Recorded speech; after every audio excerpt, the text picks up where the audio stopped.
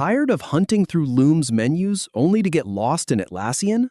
Learn the exact 5-click path to update your public name in under a minute. We'll start in your personal settings, jump over to Atlassian, edit your name, and confirm with a quick checkmark. Let's go. All right, first up, go ahead and click on Personal Settings to open up your account preferences.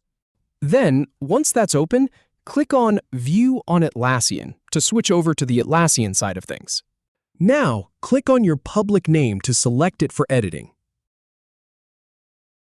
Go ahead and type in your new public name, replacing whatever was there before. Then hit the check mark to confirm the change, and that's it. You've successfully updated your public name. Thanks for watching.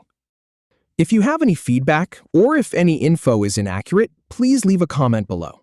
We'll do our best to answer or redo the video if needed. Thanks for watching.